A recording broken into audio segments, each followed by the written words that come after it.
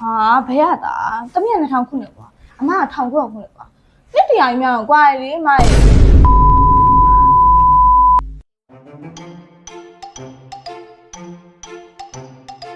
အမကကန်နေထင်တယ်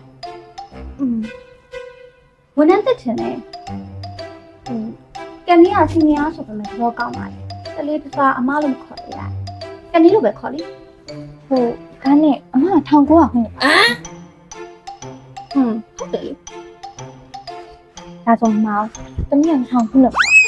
အမလိုပဲခေါ်မယ်နော်အမသမီးမနက်ဆောင်စားပြီးလာရုံမလားရရဲ့နိုင်တော့အမေရလဲဘာလို့1990ခုနှစ်မှာမွေးခဲ့တယ်တိတမီးတော့အောက်ထားလို့ရှိ2000ဘာဖြစ်မှာခုတော့တမီးဆိုတာလို့နာကြီးခံနေရအမထိုးကြမောကနေပစ္စည်းမအမရောမအောင်လားရရဲ့ဒီမှာတော့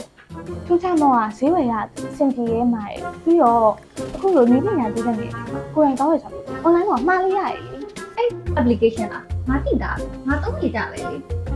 အချိန်ကိုလူပဲမှတက်တာပြီးတော့တေရောက်ငွေချစ်စနေနေအရင်တော့ကောင်းတယ် application မှမဟုတ်တာအော်အမကသိတာပဲ1900ခုနှစ်ပါဆိုတော့အသေးအောင်မိsorry နော်အမနင်း2000ဘယ်လောက်မှမွေးရလဲတမီးက2000ခုနှစ်ပါလေဘာဟုတ်နင်းနဲ့ခင်ဗျာတက်နေပဲကွာတာပေါ့ဟာဘယ်ရတာတမီးက2000ခုနှစ်အမက1900ခုနှစ်ပါနှစ်တရာကြီးများတော့ကွာလေအမရဲ့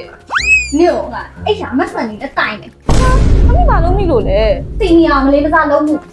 ရှင်